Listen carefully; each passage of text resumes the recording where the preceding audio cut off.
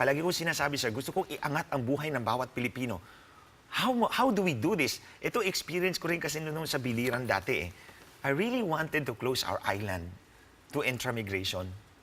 And then I want to create an investment program that would bring in foreign investments, magtayo ng brick and mortar factories para may maibigay akong trabaho sa aking mga kababayan. So what do you mean, close your island to intra-migration? Mag-i-issue kami ng resident card. So anybody who's not a resident of Biliran, you're not entitled to get jobs there. I will look for those jobs. Maghahanap ako ng trabaho. Is that constitutionally possible? Sir, wala pa namang nag-question sa akin, sir. But that's what I intended to do. Well, Ed is questioning you now. and I'm raising this question as well. Isn't that unconstitutional? Well, unless the Supreme Court says so, then we have to follow. But even if you're questioning it now, sir, the Supreme Court has not yet answered. So, yun ang gusto kong mangyari. So actually, I contacted consultancy firms in Singapore, Shanghai, New York, London, and Frankfurt. Because these are the centers of these are industrial centers. So gusto ko, magdala silang investments, I'll pay them their rate. Basta meron akong pabrika, meron akong negosyo matayo, at maibigay ko yung trabaho sa taong bayan. That was my program in 2010.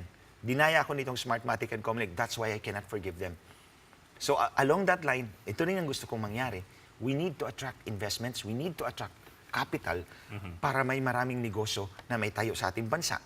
That's a fascinating idea. It's the first time I heard of something like that. Yes, sir, because I was At the same time, if you're going to close your island to other workers, you're planning to open it to investors. To us only.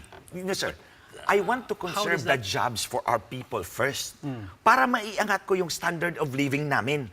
And when they see that the island of Biliran, the people there are progressive, tumubo yung, umusbong yung kabuhayan nila, then the people around us, Region 8, Samar and Leyte, they will start asking, bakit sila umasenso dyan, tayo hindi? The answer is they choose the right leader. And that's exactly what I want to start, a revolution around the country. What if potential locators or potential investors say, they have a nice leader, the workers are not there? I mean, the capacity that I need are not necessarily in Biliran. We'll make the exception as it comes.